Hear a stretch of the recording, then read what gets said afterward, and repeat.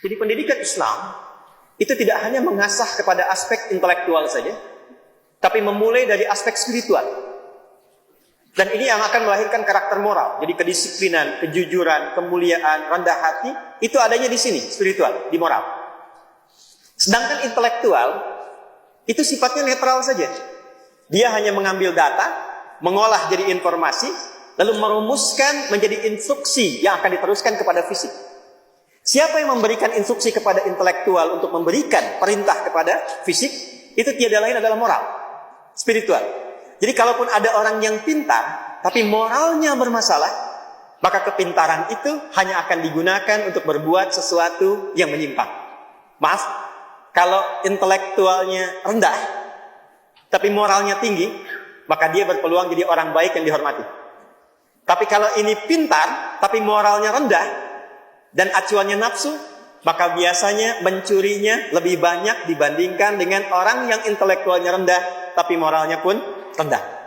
Maka ini dasar yang pertama, pendidikan rohani, yang dikenal dengan spiritual question.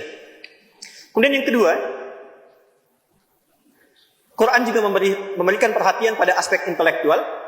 Maka kita temukan banyak ayat, sekitar 779 ayat yang terkait dengan peningkatan intelektual.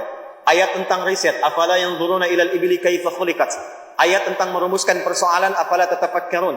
Ayat tentang merumuskan sebelum terjadi sesuatu, afala yatadabbarun. Bahkan ayat pembuka pengetahuan disebut dengan Iqra bismi rabbikal ladzi khalaq. Yang ketiga, saya agak cepat karena waktu kita terbatas. Dari moral diteruskan ke intelektual, maka menghasilkan perintah kepada fisik yang dikenal dengan karakter kinerja atau akhlak. Ini tiga bagian yang kita satukan kalau digabungkan menjadi iman, ilmu, kemudian amal. Dan bila diintegrasikan, orang dulu menyebutnya dengan adab. Jadi pendidikan Islami itu secara singkatnya dulu disebut dengan adab. Kalau sudah disebut adab, itu bukan akhlak saja.